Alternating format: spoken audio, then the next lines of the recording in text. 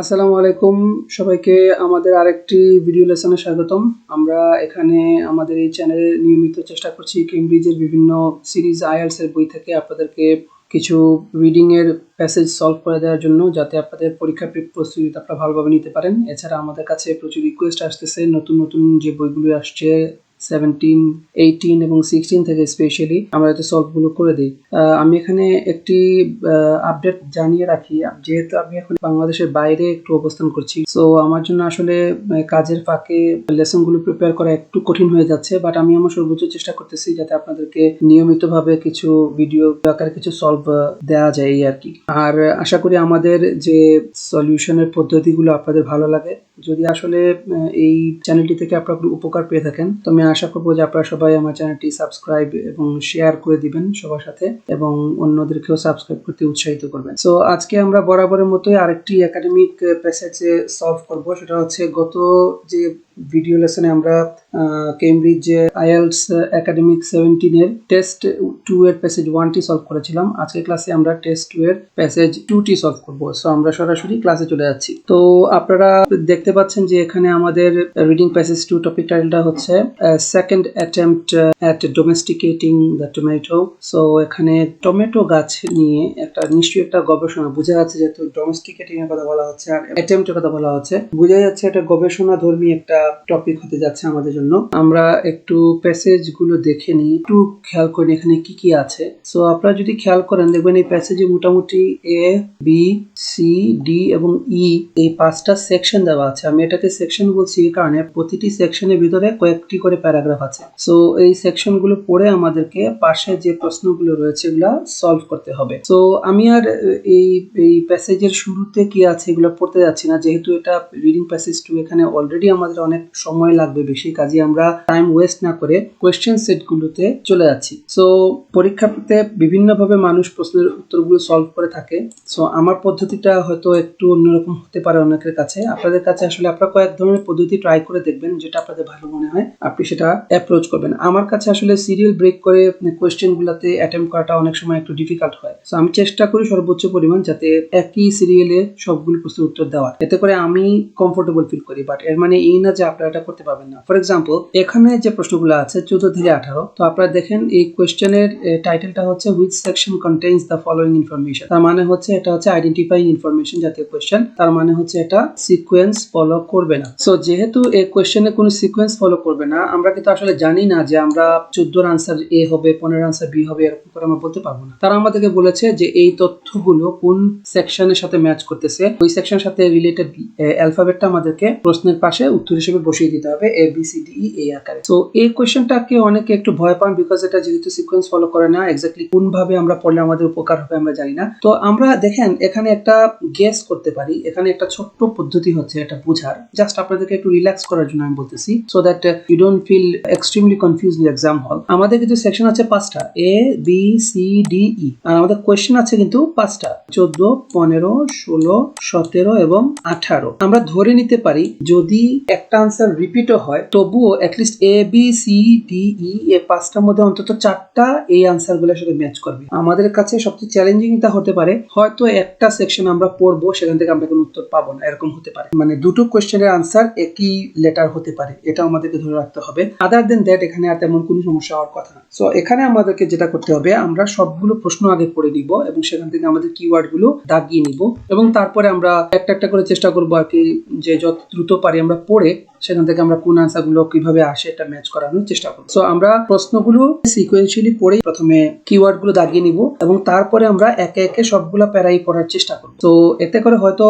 অনেকেরই মনে হতে পারে যে সময় আমার অনেক বেশি লেগে গেল, কিন্তু এতে করে যে হেল্পটা হবে আপনার সেটা হচ্ছে, হ্যাঁ এখানে হয়তো আপনার একটু সময় বেশি লেগে যাবে, কিন্তু আপনি যদি পড়ার ফাঁকে ফাঁকে কিছু গুরুত্বপূর্ণ তথ্য দাগিয়ে রাখতে পারেন, তাহলে যেটা হতে পারে সেটা হচ্ছে এই যে পরবর্তী যে কোশ্চেন্স গুলো আছে যেমন 19 থেকে 23, এটাও কিন্তু সিকোয়েন্স ফলো করবে না। ঠিক আছে, এটা কারণ হচ্ছে এখানে আপনাকে লিস্ট অফ রিসার্চারের সাথে এই আনসারগুলো ম্যাচ করাতে হবে। সো দেখবেন লিস্ট অফ রিসার্চারের যে নামগুলো দেওয়া আছে যেমন জর্গ, কুলডা, কেইশিয়া, জাও, জয়েস, ভ্যান ইক এন্ড জনাথন জো, জোনস, এই নামগুলো যেখানে পাবো আমরা যদি ওগুলা দাগিয়ে রাখি, ওখানে আমরা রিলেটেড আনসার গুলো হয়তো অনেক কিছু আগে আমরা পড়ে ফেলতে পারি। ইভেন এখানে লাস্টে যে কোশ্চেন্স গুলো আছে ওয়ান ওয়ার্ড অনলি দিয়ে আমাদেরকে সেন্টেন্স কমপ্লিশন করতে হবে। এখানেও আমরা যদি এরকম কোনো তথ্য পাই যেটা আমরা দাগিয়ে রাখি, হয়তো দেখা যাবে যে এই কোশ্চেন্স গুলোতে যে কিওয়ার্ড আছে সেই কিওয়ার্ড যদিও আমরা এখন এগুলো দাগাবো না, আমরা 14 থেকে 18 কোশ্চেন্স গুলোর জন্য যদিও আনসার গুলো পড়বো, হয়তো এই কিওয়ার্ড গুলো দাগিয়ে রাখতে পারি সামহাও। যদি আমাদের আগের পড়ার ক্ষেত্রে আমাদের কোনো জায়গায় দাগানো লাগে, তাহলে দেখা যাবে যে এখানেও আমাদের কিছুটা টাইম সেভ হয়ে যাওয়ার সম্ভাবনা আছে। সো আমরা চেষ্টা করব যে 14 থেকে 18 কোশ্চেন্স গুলো এমন ভাবে পড়ার যাতে আমরা প্রশ্নের উত্তরগুলো বের করার সময় বেশি বেশি করে প্যাসেজের বিভিন্ন জায়গা দাগিয়ে রাখতে পারি, তাহলে আমাদের পরবর্তী কোশ্চেন্স গুলো আমরা অনেক দ্রুত সলভ করতে পারবো। সো আমরা যেটা প্রশ্নগুলো আগে একটু দাগিয়ে নেই, দেখি এখানে কিওয়ার্ড গুলো কি কি রয়েছে 14 থেকে 18 কোশ্চেন্স গুলোতে। তারা প্রথমে বলেছে রেফারেন্স। আমি আগেই বলি এই প্রশ্নগুলোতে এই শব্দগুলো কখনো আপনারা দাগাবেন না, কারণ এগুলো আমাদের দরকার নেই। যেমন এখানে আছে রেফারেন্স, এক্সপ্লেনেশন, এগুলো আমাদের দরকার নেই, কিন্তু নাম্বার, কম্পারিজন এগুলো আমাদের দরকার আছে। তো তারা বলেছে রেফারেন্স কি দিয়েছে, টাইপ অফ টমেটো, একটা জাতের টমেটো কথা বলা হচ্ছে, দ্যাট ক্যান রেসিস্ট, এটা প্রতিরোধে সক্ষম। কি প্রতিরোধে সক্ষম?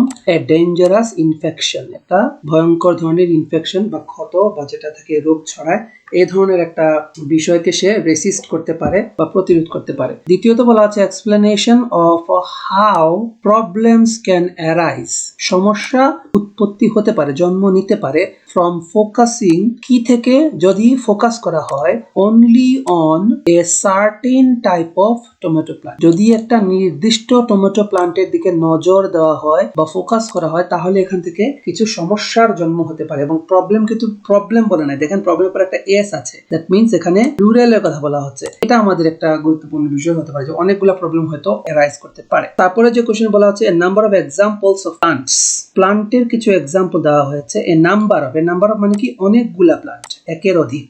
এ নাম্বার অফ ফ্রেজটি সবসময় প্লুরাল ফর্মের ক্ষেত্রে ইউজ করা হয়, সো এটা মনে রাখবেন। এ নাম্বার অফ, যদিও নাম্বার শব্দটার আগে এ আছে, বাট এ নাম্বার অফ এই ফ্রেজটা মেইনলি প্লুরাল নাম্বার বোঝানোর জন্য ইউজ করা হয়। That are not cultivated at present, বর্তমানে এই প্লান্টগুলা চাষ করা হয় না, বাট কুড বি মানে হচ্ছে এটা ফিউচার, কুড বি মানে হচ্ছে এটা ফিউচার বোঝাচ্ছে। ইউজফুল অ্যাজ ফুড সোর্সেস, এটা ফুড সোর্স হিসেবে ইউজফুল হতে পারে, এরকম বোঝানো হচ্ছে। তারপর বলা হচ্ছে কম্প্যারিজন, একটা তুলনা করা হয়েছে between the early domestication of the tomato, প্রথম দিকে কিভাবে টমেটোকে কিভাবে ডোমেস্টিকেশন করা হতো, এর সাথে মোর রিসেন্ট রিসার্চ, সাম্প্রতিক সময় গবেষণা, একটা তুলনা করা হয়েছে। আগের দিনে কিভাবে ডোমেস্টিক্যালি টমেটো প্লান্টে চাষ করা হতো তার সাথে বর্তমানে রিসার্চের সাথে একটা কম্প্যারিজন করা হয়েছে। লাস্টে বলা হচ্ছে পার্সোনাল রিঅ্যাকশন, যেহেতু এখানে পার্সোনাল রিঅ্যাকশন বলা হচ্ছে, এটা কোনো একটা ব্যক্তির কোনো কমেন্ট হয়তো এখানে আমাদের আনসারে কাজে লাগতে পারে। টু দ্য ফ্লেভার, ফ্লেভার মানে কি স্বাদ, অফ এ টমেটো,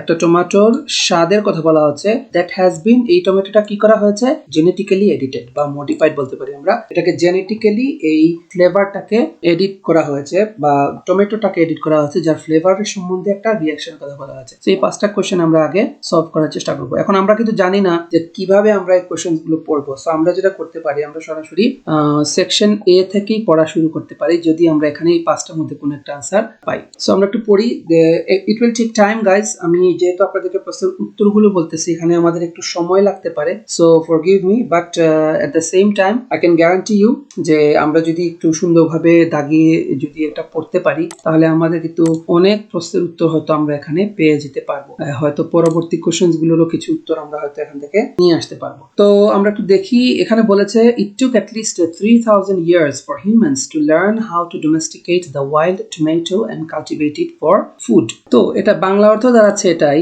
যে প্রায় 3000 বছর লেগেছে মানুষের এটা শিখতে। at least বলা হচ্ছে মানে কমপক্ষে 3000 বছর লেগেছে মানুষের এটা জানতে বা শিখতে, কিভাবে ওয়াইল্ড টমেটো মানে অন্য টমেটোকে কিভাবে ডোমেস্টিকেট করা যায়, মানে চাষাবাদের উপযোগী করে না যায়। এখানে ডোমেস্টিকেট বলতে বলা হয়েছে বাসা বাড়িতে আমরা চাষাবাদ করার কথা বলা হচ্ছে, and cultivate it for food, এবং যাতে এটাকে এমন ভাবে কালটিভেট করা যায় যাতে এটা থেকে আমরা খাবার পেতে পারি। মানে ওয়াইল্ড টমেটো থেকে এটাকে ডোমেস্টিকেট করা এবং কালটিভেট করতে মানুষের সময় লেগেছে 3000 বছর। সো আমরা যদি এই লাইনটার সাথে একটু দেখি, একটা মজার জিনিস দেখেন, এই সামান্য একটা লাইন এবং এই প্রথম লাইনের সাথে কিন্তু আমাদের এখানে একটা ম্যাচ চলে আসে। অফকোর্স আমি এটাকে লাগ ধরবো, আমি কখনোই বলবো না বলা মাত্রই যে আমাদের আনসারটা হয়ে গেল, বিষয়টা ওই রকম না। সো এখান থেকে যদি আমরা একটু পড়ি, দেখেন এখানে বলা হয়েছিল না যে a comparison between the early domestication of the tomato. So আপনারা যদি এই জায়গাটাতে একটু দাগান তাহলে দেখেন কি বলেছে, আর্লি ডোমেস্টিকেশনের কথা কিন্তু আমরা অলরেডি পেয়ে গেছি, রাইট? কিন্তু এখন কথা হচ্ছে বাকি আনসারটা আমরা কিভাবে বের করবো, যে মোর রিসেন্ট রিসার্চের কথাটা এখানে আমরা পেলাম কি। আমাদেরকে ধরে নিতে হবে খুবই সম্ভাবনা আছে যে এখানে মোর রিসেন্ট রিসার্চের কথাও বলা হতে পারে। দেখেন ঠিক পরের লাইনে কি বলেছে, নাও বর্তমান, তার মানে আগের লাইনে আমরা পেলাম 3000 বছর আগে আর্লি ডোমেস্টিকেশনের কথা। এখন কি বলতেছে, now two separate teams in Brazil and China have done it all over again in less than 3 years. দুইটা আলাদা টিম, মানে দুইটা আলাদা রিসার্চ টিম, একটা ব্রাজিলের এবং একটা চায়না, তারা এই পুরো বিষয়টা আবার নতুন করে করেছে মাত্র 3 বছরেরও কম সময়। তার মানে কি, মোর রিসেন্ট রিসার্চ এবং আর্লি ডোমেস্টিকেশন আমরা পাশাপাশি দুটো লাইনে পেয়ে গেলাম। সো এই কারণে সেকশন এর সাথে আমাদের আনসারটা মিলতেছে 17 নাম্বার কোশ্চেন। তাহলে দেখেন প্রথম লাইন থেকে বাই লাক আমরা আনসারটা পেয়ে গেছি, বাট আমরা পেয়েছি ইনডিড। সো আমাদের এই 17 নাম্বার কোশ্চেন উত্তরটা আমরা বসাবো এ। আমি আশা করি আপনারা বুঝতে পেরেছেন যে এই আনসারটা কিভাবে হলো। যেহেতু আমরা এখান থেকে আনসারটা পেয়ে গেছি, এখানে আরো বাকি আছে আরো অনেক কিছু, তবু আমরা আপাতত এই অংশটা পড়বো না, কারণ আমরা দেখতে চাই অন্য প্যারাগ্রাফ গুলা থেকে বা অন্য সেকশন থেকে আমরা আর কোনো আনসার এখান থেকে বের করতে পারি কিনা। সো এখন আমরা যদি পরবর্তী সেকশন বা সেকশন বি তে একটু যাই, আমরা দেখি বি থেকে আমরা কোন আনসার নিয়ে আসতে পারি কিনা এই পাঁচটা কোশ্চেনের মধ্যে। Wild tomatoes which are native to Andes region in South America. আপনারা নিশ্চয়ই আন্দিজ পর্বতমালার নাম শুনেছেন। আন্দিজ পর্বতমালা আশেপাশের অঞ্চলটাকে সাউথ আমেরিকার আন্দিজ রিজিয়ন বলা হয়। তো ওয়াইল্ড টমেটোজ যেগুলা নেটিভ মানে কি, এটা শুধুমাত্র ওই অঞ্চলেই পাওয়া যায়, এটাকে নেটিভ বলা হয়। সাউথ আমেরিকা আন্দিজ রিজিয়নে যে ওয়াইল্ড টমেটোজ গুলা native produce P sized fruit, মানে এগুলা পি সাইজ হচ্ছে ছোট ডাল, একেবারে ছোট যে ডালের যে সাইজ গুলো আমরা দেখি ওই ধরনের টমেটো গুলা পাওয়া যেত। Over many generations people such as the Aztecs and Incas. Aztec এবং ইনকাদের ব্যাপারে আপনাদেরকে ছোট্ট একটা তথ্য দিয়ে রাখি, আমরা নানা ধরনের সভ্যতা নিয়ে আমাদেরকে একটু পড়াশোনা করা উচিত, তাহলে সভ্যতা থেকে কিন্তু নানা ধরনের আইএলটিএস কোশ্চেন আসে। সো অ্যাজটেক এবং ইনকা সভ্যতা, এটা কিন্তু খুবই রিচ দুইটা সভ্যতা ছিল, এটা সাউথ আমেরিকান অঞ্চলের সভ্যতা। সো এদের পিরামিড ছিল আর কি। তো এটা পিরামিড তৈরি করতে, আমরা অনেক সময় ভাবি যে পিরামিড মনে হয় শুধুমাত্র মিশরীয় সভ্যতারই অবদান, না, পিরামিড শুধু মিশরীয় সভ্যতাতে নয়। সো এটা একটু পড়াশোনা আপনারা করে নিতে পারেন। সো এটা ওই সময় আর কি সাউথ আমেরিকার যে প্রাচীন দুইটা উপজাতি, একটা হচ্ছে অ্যাজটেক আর একটা ইনকা, এদের কথা বলা হচ্ছে। ট্রান্সফর্ম দ্য প্ল্যান্ট, এই টমেটো প্ল্যান্টটাকে তারা ট্রান্সফর্ম করেছে মেনি জেনারেশনস ধরে, অনেক বছর ধরে by selecting and breeding plants with mutations in their genetic structure which resulted in desirable traits such as larger fruit. So হাজার বছর ধরে এই অ্যাজটেকরা এবং ইনকারা এটাকে ট্রান্সফর্ম করেছে। তারা বিভিন্ন ধরনের প্লান্ট সিলেক্ট করতো এবং ব্রিড করতো যেগুলোর মধ্যে মিউটেশন ছিল, অথবা ওরা মিউটেশন হয়তো এটার মধ্যে হয়েছে, হয়তো এরা জানে না তার জেনেটিক স্ট্রাকচার একটা মিউটেশন হয়েছে এই শতাব্দীর পর শতাব্দী হাজার বছর ধরে। এরপরে কি হয়েছে, which resulted in desirable trait, যে বৈশিষ্ট্যটা সবাই চায়, such as larger fruit, কারণ আগের গুলাতে তো ছিল পি সাইজড, এখন এরা এই লার্জার টাইপের ফ্রুটস পেতে শুরু করলো। হাজার বছরের মানে চাষাবাদের ফলে এটা আসলো। বাট এরপরই দেখেন আমরা এই জায়গা থেকে পড়ে কিন্তু কোনো আনসার নিতে পারবো না। এর একটা কারণ হচ্ছে, দেখেন এর পরের প্যারার প্রথম ওয়ার্ডটা হচ্ছে বাট, মানে এখানে নিশ্চয়ই অন্য ধরনের কিছু একটা বলা হতে পারে।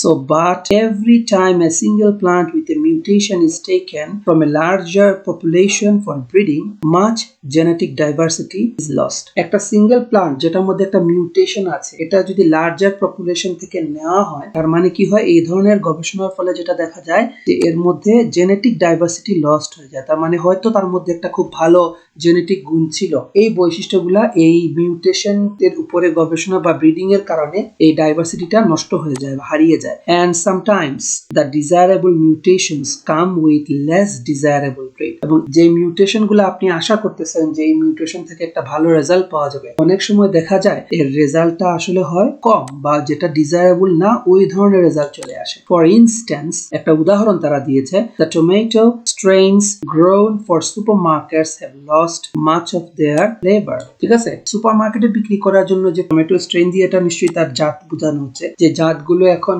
আমরা গ্রো করি এটা অলরেডি তার ফ্লেভার লুজ করে ফেলেছে। তার মানে কি, ওর যে আগে যে এক ধরনের ফ্লেভার পাওয়া যেত টমেটোর মধ্যে, বর্তমানে কিন্তু ওই টমেটো গুলার যে ভালো ফ্লেভার, সেই ফ্লেভার গুলো এখন আর পাওয়া যায় না। সো আমরা এখন দেখব যে এই কথার সাথে আমাদের এই আনসারগুলোর কোনো কিছু ম্যাচ করে কিনা। দেখেন তো কোনটার সাথে কি আমরা আনসারটা ম্যাচ পাই কিনা। তো আমরা নিশ্চয়ই একটা সমস্যা পেয়েছি, তাই না, যে ফ্লেভার লস হয়ে যাচ্ছে। ওই যে দেখেন, how problems can arise from focusing on only a certain type of tomato plants. সেখানে প্রবলেমস তো বলেছিল, তাই না, আমরা একটা প্রবলেম পেলাম না, এখানে একটা প্রবলেম আমরা পাই নাই। কারণ দেখেন দ্বিতীয় প্যারা তৃতীয় লাইনে বলা হয়েছে লেস ডিজায়ারেবল ট্রেটস, অনেকগুলা বৈশিষ্ট্য। একটা উদাহরণ হিসেবে তারা ফ্লেভারের কথা বলেছে, মানে অনেকগুলা প্রবলেমের মধ্যে একটা প্রবলেম হচ্ছে যে ফ্লেভারটা লস্ট হয়ে যায়। সো 15 নম্বরের আনসারটা আমরা দিব বি। তো আমরা একটা কাজ করতে পারি এখন, সেটা হচ্ছে আমরা 14, 16 এবং 18 এই আনসারগুলো এখন আমরা পাই নাই, আমরা প্রশ্নগুলো আরেকবার পড়ে নিই। A reference to a type of tomato that can resist a dangerous infection, a number of example of plants that are not cultivated at present but could be useful as food sources, and last বলেছে a personal reaction to the flavor of a tomato that has been genetically edited। এই তিনটা। So আমরা এখন C তে যাই, দেখি C থেকে আমরা কোন আনসার বের করতে পারি কিনা। ওকে, সো সি তে বলা হচ্ছে কুলডাস টিম, মানে নিশ্চয়ই যে সাউথ আমেরিকা ব্রাজিল এবং চায়নাতে যে দুইটা টিম ছিল তার একটা টিমের মনে হয় উনি লিডার কুলডার, উনার কথা বলা হচ্ছে। So Kudla's team made 6 changes all together. কুলডার যে টিম, ওরা এই জেনেটিক্যালি মডিফাইড এই টমেটো নিয়ে কাজ করতে গিয়ে এর মধ্যে 6টা চেঞ্জ এনেছিল। ফর ইনস্টেন্স, তার মধ্যে একটা উদাহরণ দেওয়া হচ্ছে, দ্য ট্রিপলড দ্য সাইজ। ট্রিপল এই শব্দটা আমাদের কাজে লাগতে পারে ভবিষ্যতে, একটু দাগিয়ে রাখি। Let's make it a different colour for your better understanding. পরীক্ষার হলে যদিও আপনারা পেন্সিল ইউজ করবেন, আপনারা এগুলাকে মানে আলাদাভাবে কিভাবে মার্ক করবেন, আমি একটা বুদ্ধি দিই। আপনি হয়তো এভাবে দাগাচ্ছেন পরীক্ষার হলে কোনো একটা কিছু, নর্মালি আমরা যেভাবে দাগাই, বাট মনে হচ্ছিল আপনার কাছে যে এখন যেটা আসছে এটা একটু বেটার অন্যভাবে দাগাইলে ভালো হয়। এখানেই হয়তো নিচে দাগ দিয়েছি, বাট আমার কাছে মনে হচ্ছে যে এখানে এটা একটু স্পেশাল আমার জন্য। আমি যেটা করব, পেন্সিলটা দিয়েই আমি এটাকে এভাবে আলাদা করে একটু গোল করে নিতে পারি। এই যে এভাবে আপনারা করতে পারেন, তাহলে যেটা হলো এটা আপনার কাছে অনেক বেশি মানে ফোকাস থাকলো। আপনি ট্রিপল শব্দটা সবসময় মনে রাখবেন, যে 3 গুণের কথা বলা হয়েছিল সি পেরাতে, এটা আপনার মনে চলে আসবে। সো আমি এখান থেকে মুছে দিই, বিকজ এটা আমার এখন দরকার নেই। আমি আপনাদেরকে আশা করি বুঝাতে পেরেছি। সো তারা কি করেছে, for instance they triple the size, তারা টমেটোর সাইজটাকে ট্রিপল করে ফেললো, okay, of a fruit by editing a gene called fruit weight. Fruit weight নামে একটা জিন আছে ওই টমেটোর যে চারার ভিতরে, ওরা এই জিনের নাম দিয়েছিল ফ্রুট ওয়েট। এটাকে তারা চেঞ্জ করেছে এবং তারা আরেকটা কাজ করেছে, and increased the number of tomatoes per truss. আমি আসলে জানি না ট্রাস বলতে কি বোঝায়। By editing another called multiflora, আরেকটা জিন আছে, এটার নাম হচ্ছে মাল্টিফ্লোরা। সো মাল্টিফ্লোরা জিনটাকে এডিট করে তারা পার ট্রোসে যে টমেটোর যে নাম্বার, এই নাম্বারটাকে তারা এডিট করেছিল। এখন এটা রেজাল্টটা কি, এখানে আমরা দেখি কোন রেজাল্ট দিয়েছে কিনা কুলডাস টিমের কথা। While the historical domestication of tomatoes reduced levels of the red pigment lycopene সম্ভবত লাল কালারের পিগমেন্ট গুলোকে বলা হয়, thought to have potential health benefits, the team in Brazil managed to boost it instead. Okay, the wild tomato has twice as much lycopene as cultivated ones. The newly domesticated one has 5 times as much. So এই লাইনগুলো থেকে আমরা কি পেলাম? এখান থেকে আসলে কোনো কিছু আমরা এখন পর্যন্ত পাচ্ছি না। আমরা যেটা দেখছি যে এখান থেকে কিছু পাচ্ছি না। আচ্ছা, এখানে দেখেন তৃতীয় প্যারাটা একটা লাইনের একটা প্যারা, সি সেকশনের তৃতীয় প্যারাটাতে একটা মানুষের একটা মন্তব্য দেওয়া আছে। দেখেন তো এখানে কি বলা আছে, এটার সাথে আমাদের সম্ভবত কোনো একটা আনসার ম্যাচ করবে, বিকজ আমি এখানে একটা শব্দ স্পট করেছি। আপনারা কি এই শব্দটা স্পট করতে পেরেছেন? দেখেন তো এখানে বলা হচ্ছে দে আর কোয়াইট টেস্টি। এই যে শব্দটা টেস্টি, এটা একজন মানুষের মন্তব্য। উনি বলতেছেন দে আর কোয়াইট টেস্টি। টেস্টি মানে কি, এটা বেশ মজার, খেতে সুস্বাদু। সেইজ কুলডা a little bit strong and very aromatic, এটা একটু স্ট্রং, খাইতে একটু স্ট্রং, এন্ড এটা খুবই ঘ্রাণপূর্ণ, মানে এটা ঘ্রাণটা খুবই সুন্দর। সো এইটা একটা ফ্লেভার নিয়ে একটা আলোচনা করা হয়েছে না, দেখেন তো। এবং আমরা এই জায়গাটার সাথে হয়তো আমরা একটা আনসার ম্যাচ করাতে পারবো, আমার মনে হচ্ছে। এই যে দেখেন 18 নম্বরে কি বলা হয়েছিল, a personal reaction to the flavor of a tomato that has been genetically edited। তার মানে কি, এটা কুলডার এই কথার সাথে ম্যাচ করছে। কুলডা উনি এই টমেটোটা খেয়ে মজা পেয়েছেন, এটা একটা উনার পার্সোনাল রিঅ্যাকশন বলা হয়েছে। a little bit strong and very aromatic, tasty। So এই সেকশন সি এর সাথে আমাদের আনসারটা ম্যাচ করতেছে এখানে 18 নম্বর। আমরা এটা একটু দাগিয়ে নিই, 18 নম্বরের সাথে আমরা একটা আনসার ম্যাচ করতে পারলাম, এটা হচ্ছে সি। সো এই আনসারটা আশা করি আপনাদের কাছে ক্লিয়ার। আমরা একজন মানুষের মন্তব্য এখানে পেয়েছি। আমরা দেখি এখান থেকে আরেকটা প্যারা বাকি আছে, যেহেতু একটা প্যারা বাকি আছে আমরা একটু দ্রুত পড়ে নিই, হয়তো ইন এনি কেস যদি এখান থেকে আমরা কোনো আনসার পেতে পারি। The team in China redomesticated several strains of wild tomatoes with desirable trait lost in domesticated tomatoes.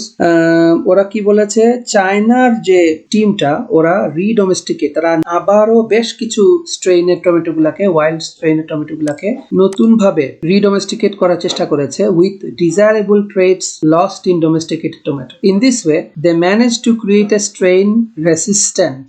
এই যে রেসিস্ট্যান্ট, আমরা এই শব্দটা পেয়েছিলাম, রেসিস্ট করে, a strain resistant to a common disease called bacterial spur race. তো ব্যাকটেরিয়াল কি, এটা ইনফেকশন না, একটা ডিজিজের কথা বলা হচ্ছে, এটার এগেইনস্টে রেসিস্ট করতে পারে এমন একটা টমেটোর জাত তারা উদ্ভাবন করতে সক্ষম হয়েছে। সো আমরা একটা আনসার পেয়ে গেলাম। এবং এখানে ভিটামিন সির কথা বলা আছে, এটা দাগায় রাখি, এটা আমাদের কাজে আসতে পারে। ভিটামিন সি, এটা জাস্ট আমরা একটু ডিফারেন্ট কালার দিয়ে দাগিয়ে রাখি। I somehow feel it can be useful for আস।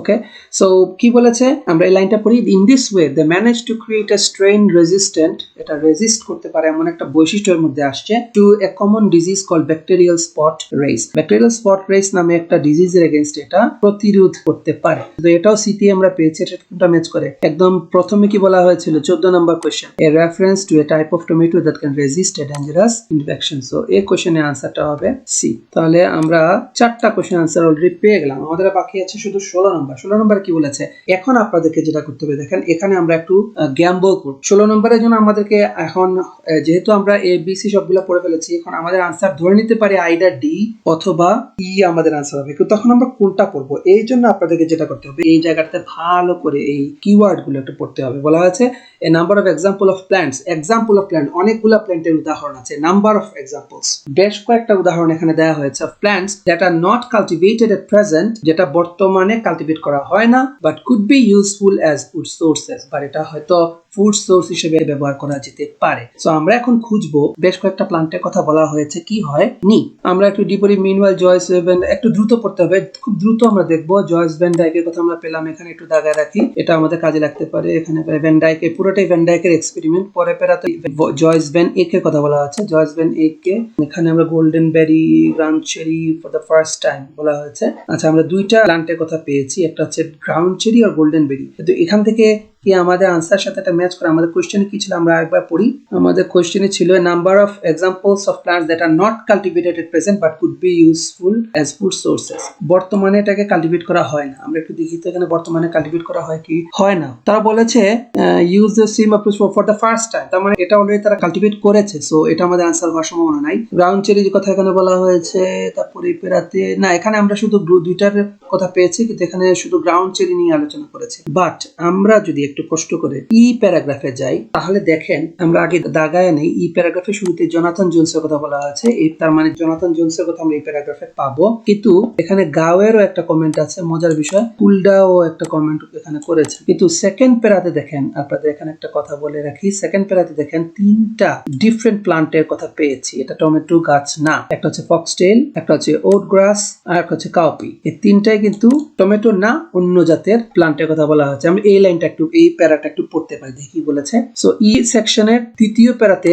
আমরা পড়তেছি, এখানে বলা হয়েছে the three teams already have their eye on other plants that could be catapulted into the mainstream including foxtail, oatgrass and cowpea. So catapult, আপনারা catapult শব্দটার সাথে পরিচিত কিনা আমি জানি না, আমি আপনাদেরকে একটু উদাহরণ দেই যদি আপনাদের মনে থাকে। আপনারা যদি লর্ড অফ দ্য রিংস মুভিটা দেখে থাকেন অথবা কিংডম অফ হেভেন, এই দুইটা মুভি দেখে থাকেন, সো এই দুইটা মুভিতে শত্রুপক্ষকে অ্যাটাক করার জন্য এক ধরনের একটা প্ল্যাটফর্মের মতো, এই ধরনের একটা প্ল্যাটফর্মের মতো বানানো হয়, যে প্ল্যাটফর্ম থেকে ওরা পাথর ছুঁড়ে মারে।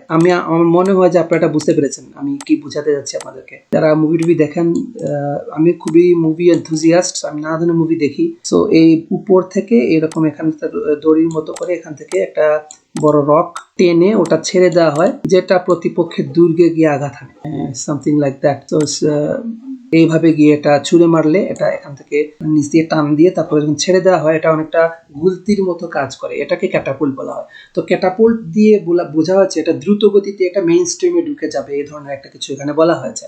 সো এখানে বলা আছে by choosing wild plants that are drought or heat tolerant, wild plant যেগুলো ড্রাউট মানে হচ্ছে খরা অথবা হিট টলারেট করতে পারে, সহ্য করতে পারে। এরপরে কি বলেছে দেখেন, এই যে কুড পেয়েছেন, we could create crops that will thrive even as the planet warms. এই যে পৃথিবীর গ্লোবাল ওয়ার্মিং বাড়তেছে তখনও কিন্তু এই ক্রপগুলা থ্রাইভ করবে, কারণ কি এটা হিট রেসিস্ট্যান্ট করতে পারে। তার মানে কি এটা খাবারের একটা ভালো সোর্স হিসেবে এটা আমাদের কাজে লাগবে বলা হচ্ছে। সো এর মানে হচ্ছে তিনটা জাত নিয়ে ইউকে সম্ভবত একটা টিম কাজ করতেছে। বর্তমানে হয়তো এটা নিয়ে এখনো কোনো রেজাল্ট পাওয়া যায়নি, বাট তারা আশা করতেছে যে ভবিষ্যতে এটা আমাদের ফুড সোর্স হিসেবে গণ্য হতে পারে। এই জন্য আমরা এই 16 নম্বর কোশ্চেন আনসারটা দিব ই, কারণ এটা নিয়ে গবেষণা হচ্ছে, এটা এখন কাল্টিভেট করা হয় না। সো আশা করি গাইজ আপনারা এই প্রশ্নগুলোর উত্তর বুঝতে পারলেন কিভাবে আমরা আনসারগুলো পেলাম। এবার আমরা পরবর্তী কোশ্চেনগুলোতে একটু যাব। দেখেন আর একটা মজার জিনিস দেখেন, এই যে 19 নাম্বার কোশ্চেন। সো আমরা একটু আগে বলে রাখি যে এই কোশ্চেনটাও সিরিয়াল ফলো করবে না, 19 থেকে 23 সেটা হচ্ছে আমাদেরকে স্টেটমেন্ট ম্যাচ করাতে বলা হচ্ছে রিসার্চারদের সাথে। তো আমাদের রিসার্চাররা হচ্ছেন জর্জ কুল্টা, কেজিয়া জাও, জয়েস ভ্যান এক এন্ড জোনাথন জোন্স। মজার বিষয় হচ্ছে 19 নম্বরের আনসারটা আমরা এই মাত্র পড়ে এসেছি। এইভাবেই তারা কিন্তু আপনাদেরকে কোশ্চেনগুলো সেট করতেছে। তারা জানে যে আপনি সময় এখানে অপচয় করবেন, বাট আপনি যদি একটু নজর রাখেন তাহলে কিন্তু আপনি আনসারগুলো পেয়ে যাবেন। দেখেন কি বলেছে প্রশ্নতে আমি যদি দাগাই, ডোমেস্টিকেশন অফ সার্টেন প্লান্টস, একের অধিক প্লান্টের কথা বলেছে। দেখেন এরপরে আবার ওই যে শব্দটা could allow them to adapt future environmental challenges, ভবিষ্যতে যদি কোনো এনভায়রনমেন্টাল চ্যালেঞ্জ হয় সেটার সাথে সে অ্যাডাপ্ট করে নিতে পারবে। মাত্র আমরা একটা কমেন্ট পড়ে আসছি, এটা কার? কেজিয়া জাও এর একটা কমেন্ট এই মাত্র আমরা পড়েছি। যে দেখেন কোথায় ছিল এটা, সেকশন ইতে পড়ে আসছিলাম মনে হয়। এই যে জাও এর কমেন্ট এখানে বলা হচ্ছে, কি বলেছে, the three teams already have their eyes on other plants, এই যে একাধিক প্লান্টের কথা বলা হচ্ছে, that could be categorized in the mainstream including foxtail, oatgrass and cowpea. By choosing wild plants that are drought or heat tolerant, says Yao, we could create crops that will thrive even as the planet warms. তার মানে কি যে global warming এর কথা বলা হচ্ছে, এটা global warming এর বিরুদ্ধে কাজ করতে পারে, এই জিনিসটার কথা বলা হলো। তার মানে কি এটা ভবিষ্যতের যে প্ল্যানেট যদি ভবিষ্যতে গরমও হয়ে যায় তবুও এটা থ্রাইভ করতে পারবে, মানে এটা জাওয়ের কমেন্টের সাথে ম্যাচ করতেছে। সো আমরা 19 নম্বরের আনসারটা সাথেই পেয়ে গেলাম। সো এটা এজিয়া যাওয়ার জন্য আমাদেরকে লিখতে হবে বি। সো 19 নম্বরের আনসারটা আমরা লিখবো বি। আশা করি আপনারা বুঝতে পারলেন। এবার 20 নম্বরে কি বলেছে আমরা একটু দেখি। নেক্সট কোশ্চেন, দি আইডিয়া, যে আইডিয়াটা দেওয়া হয়েছে of growing and eating unusual plants may not be acceptable on a large scale. এখন আনইউজুয়াল প্লান্টকে গ্রো করা, খাওয়ার কথা বলা হয়েছে, যেটা অ্যাকসেপ্ট হয়তো করা নাও হতে পারে। মে নট বি অ্যাকসেপ্টেড, এটা অ্যাকসেপ্টেড নাও হতে পারে অন এ লার্জ স্কেল, মানে মাস পপুলেশন এটাকে হয়তো অ্যাকসেপ্ট করবে না। আনইউজুয়াল প্লান্ট কি, যেটা সাধারণত খাওয়া হয় না। আমরা কি এই লাইনগুলো পড়ার সময় কি কোনো আনইউজুয়াল প্লান্টের কথা কোথাও পেয়েছিলাম?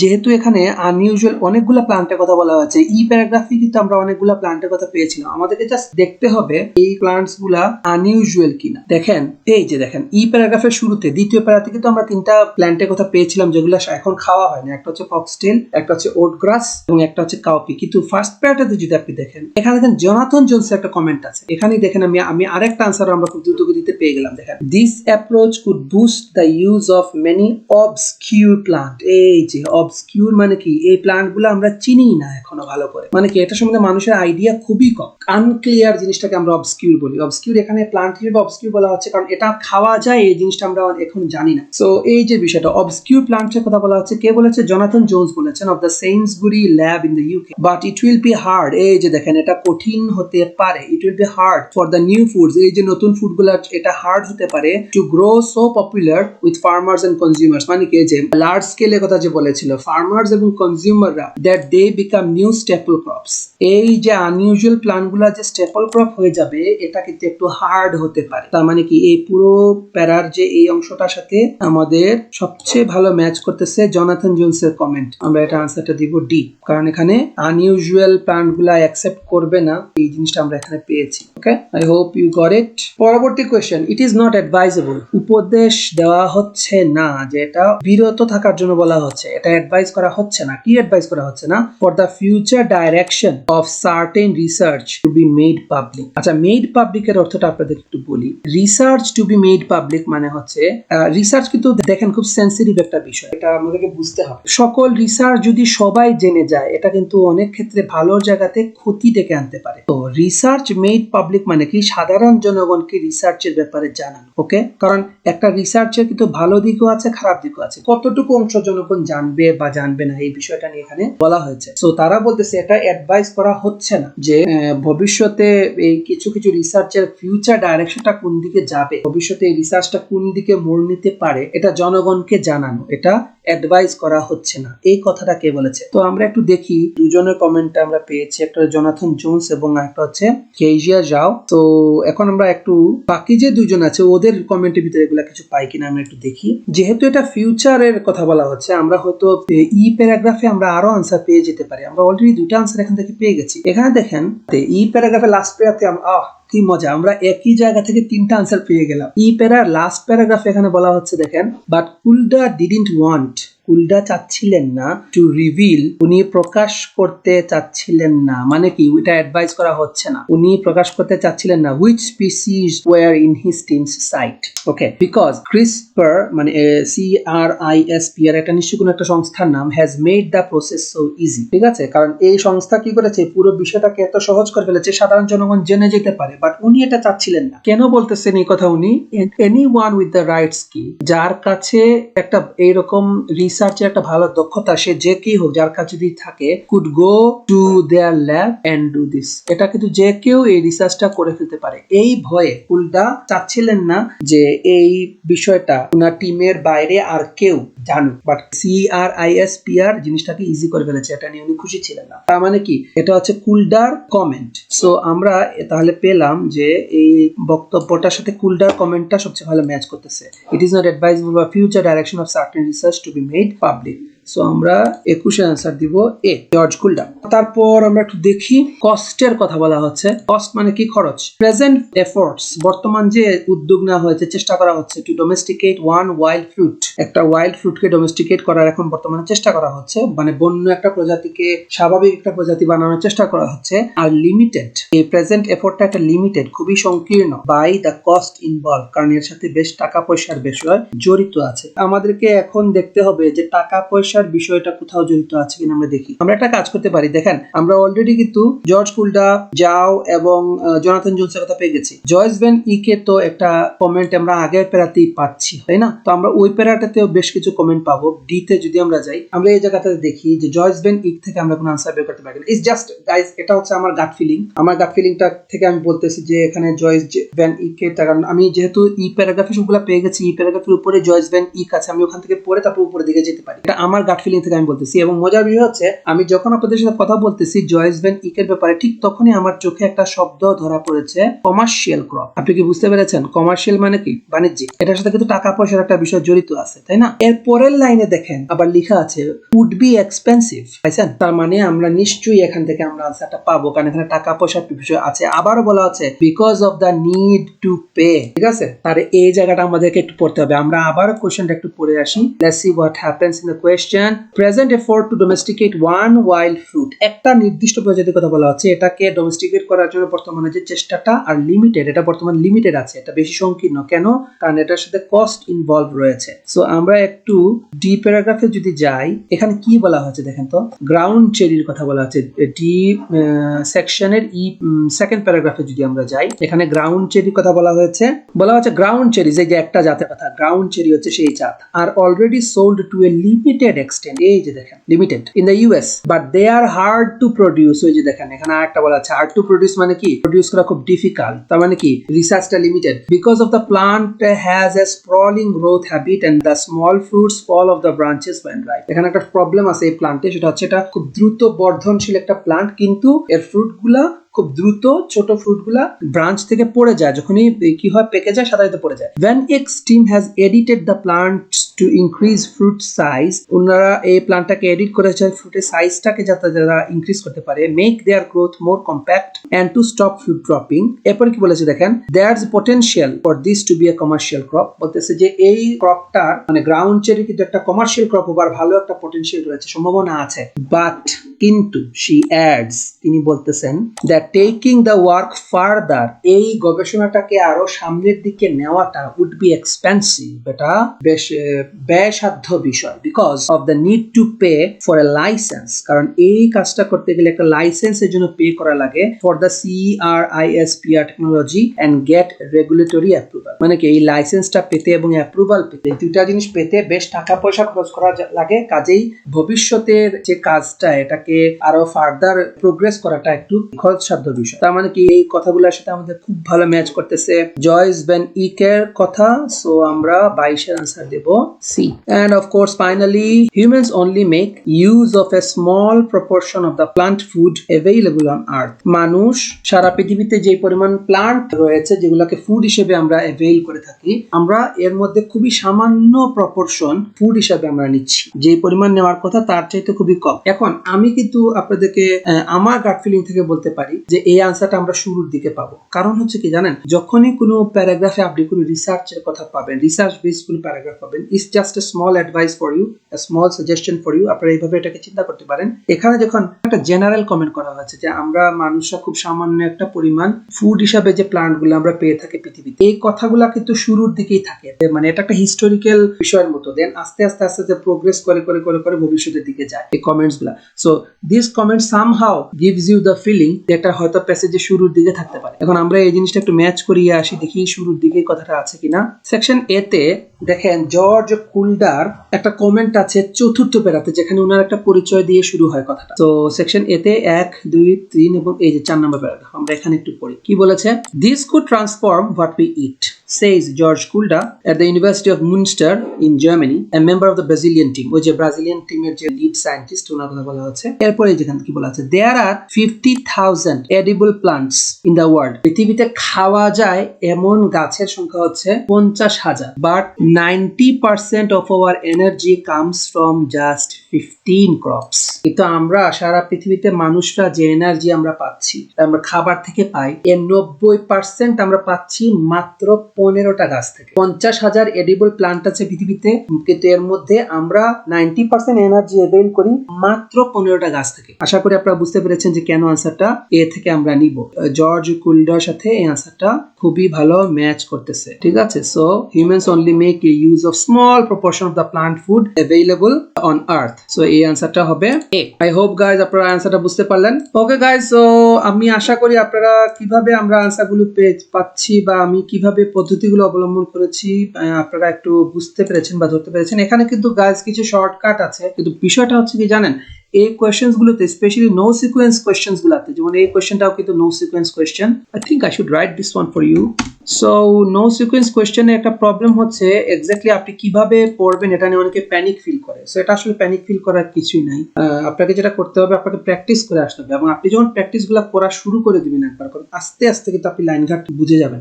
একটা জিনিস কি দেখেন, একটা অন্ধ লোক যদি একই রাস্তা দিয়ে অনবরত হাঁটতে থাকে, আমরা বলি না মাসল মেমোরি বলতে একটা বিষয় আছে। সো মাসল মেমোরি তাকে বুঝিয়ে দেয় যে এই জায়গাতে একটা বাধা আছে, এই জায়গাতে একটা পাথর আছে, এখানে একটা কার্ভ আছে, এগুলো অটোমেটিক্যালি আপনার ব্রেইনের সাথে সেট হয়ে যাবে। যে কোয়েশ্চেন্স গুলাতে আপনি প্রচন্ড পরিমাণে প্রবলেম ফিল করেন, ওই কোয়েশ্চেন্স গুলো যখন আপনি নিয়মিত পড়া শুরু করে দিবেন, নিয়মিত কাজ করা শুরু করে দিবেন, আপনি দেখবেন যে আস্তে আস্তে আপনি জানেন যে এখানে এই ধরনের ঝামেলা হতে পারে, এখান থেকে শর্টকাটটা নেওয়া যায় এরকম। যেমন আমরা কি দেখলাম, আমরা একটু আগে দেখলাম 14, 15, 16, 17, 18 এই কোয়েশ্চেন গুলো পড়তে গিয়ে 19, 20, 21, 22, 23 কোয়েশ্চেন গুলো আমাদের জন্য ইজি হয়ে গেছে। তার চাইতে বড় বিষয় হচ্ছে একটা জায়গা থেকে কিন্তু আমরা 3টা আনসার পেয়েছি। 19, 20, 21 প্রায় একটা জায়গা থেকে আমরা পেয়ে গেছি। সো এই বিষয়টাকে মাথায় রেখে আপনারা কাজ করতে পারেন, ঘাবড়ানোর কোনো কারণ নেই। আমি বলতেছি না যে সবগুলা প্যাসেজই একই রকম এত সহজভাবে আপনি পেয়ে যাবেন, বাট ইট ওয়ার্কস গাইস। আপনারা যদি ট্রাই করেন, প্রচুর পরিমাণে পরিশ্রম করেন, দেখবেন এটা হয়ে যাবে। ওকে, তাহলে আমাদের বাকি থাকলো কি, আমাদের বাকি থাকলো কোয়েশ্চেন্স 24 to 26। এখানে বলা হচ্ছে কমপ্লিট দ্য সেন্টেন্সেস বিলো। তো এটা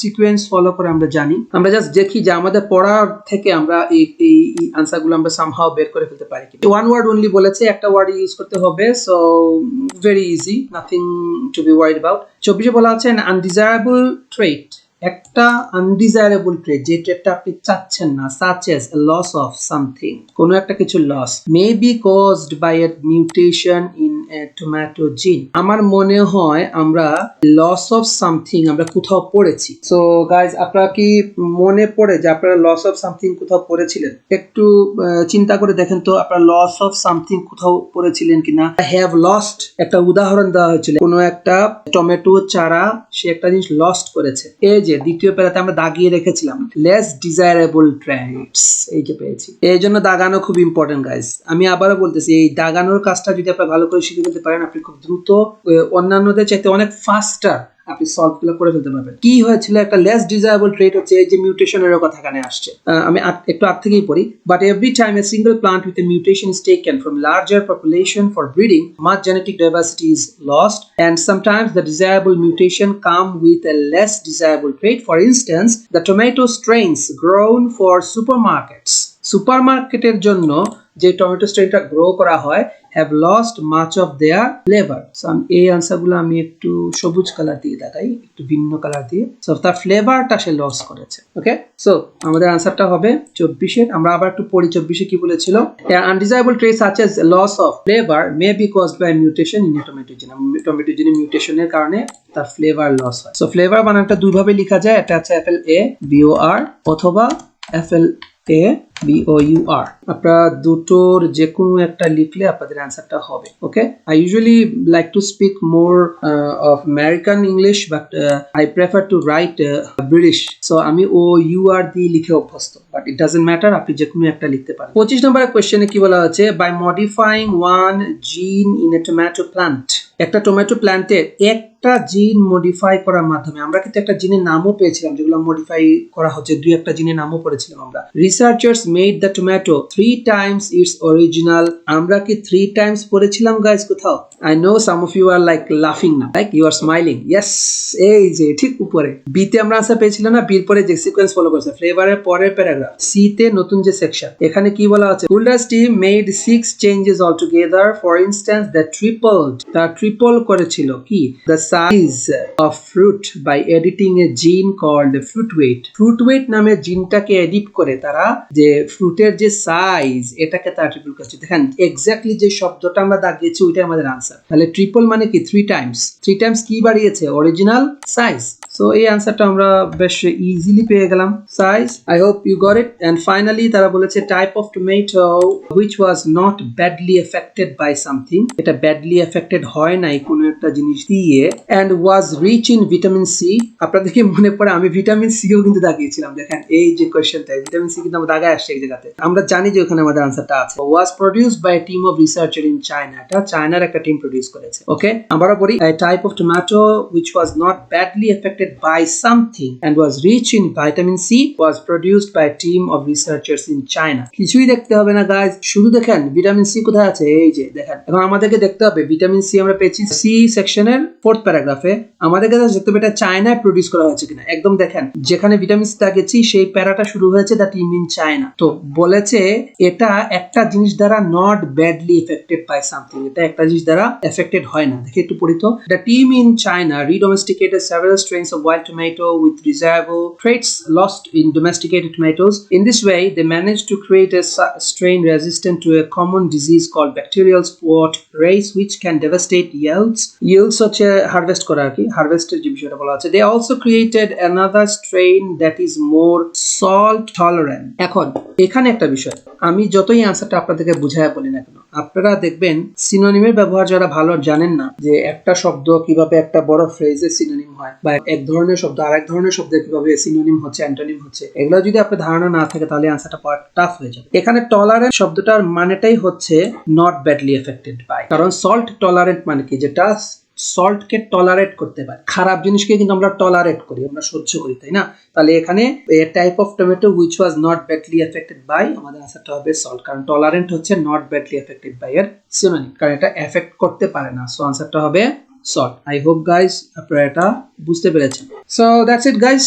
I hope that you got all the answers, and I hope you understood every single question that I tried to solve for you today. আপনাদের প্রতি আমার সব সময়ের মতো একটাই সাজেশন, সেটা হচ্ছে ডোন্ট প্যানিক। পরীক্ষার হলে প্যানিক করবেন না। এই জন্য আগে কিছু মক পরীক্ষা দেন, নিজে বাসায় কিছু ট্রাই করেন, কিছু সেন্টারে গিয়ে, যেহেতু এখন বাংলাদেশে অনেকগুলো ভালো ভালো সেন্টার আছে, বিভিন্ন সেন্টারে গিয়ে আপনি মক পরীক্ষা দিতে পারেন।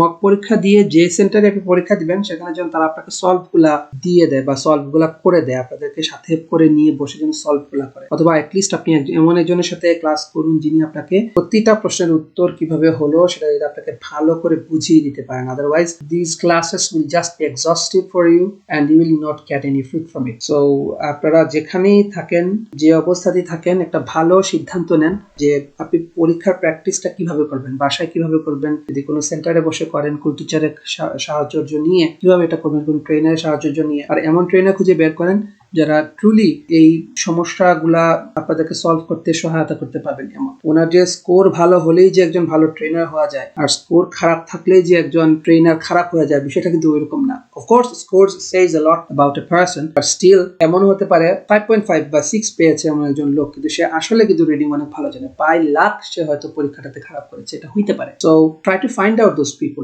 If you need those people to help you, find out those people, and এরা হয়তো আপনার আশেপাশেই আছে, একটু খুঁজতে হবে। সো আই হোপ গাইজ, যদি একবারে এই ভিডিও লেসন দেখে আপনাদের সলিউশন গুলো না আসে, try to watch it one more time, two more times, but please correct all the mistakes that you have done. যতগুলা ভুল আপনি করেছেন, ভুলগুলা যাতে আপনি পার্মানেন্টলি সলভ করতে পারেন, এবং এখান থেকে নতুন নতুন কিছু শব্দ শিখে নেওয়ার চেষ্টা করবেন। এখানে আমরা যেহেতু রিসার্চ টপিক, এখানে অনেকগুলো শব্দ আছে, নতুন নতুন শব্দ আপনার এখান থেকে পেয়ে যাবেন। একটা দেখেন, আমরা যে সলভগুলা করেছি, সলভগুলোর কারণে কিন্তু আমরা অনেকগুলা প্যারা completely untouched. So don't worry about them. আপনাকে পরীক্ষাটা দেওয়াই হচ্ছে ওইভাবে যাতে অনেকগুলা প্যারা আনটাচ থাকে। এভাবেই কিন্তু এই পরীক্ষাটাকে ডিজাইন করা হয়। আপনারা জাস্ট বুঝতে হবে যে আপনি কোন প্যারাগ্রাফগুলো টাচ করবেন, কোনগুলো টাচ করবেন না। ইট tax time, but it will work. So guys, thank you so much for today's time with me, and আপনার অনেক ধৈর্য ধরে পুরো যদি শেষ পর্যন্ত আপনারা এসে থাকেন আমার সাথে এখন পর্যন্ত, এর মানে হচ্ছে আপনাদের ক্লাসগুলো ভালো লাগতেছে। I hope it helps you guys, and I hope the very best of your IELTS exam as well. So আগামী কোনো ক্লাসে আপনাদের সাথে আবার দেখা হবে। Till then, আল্লাহ হাফেজ, আসসালামু আলাইকুম।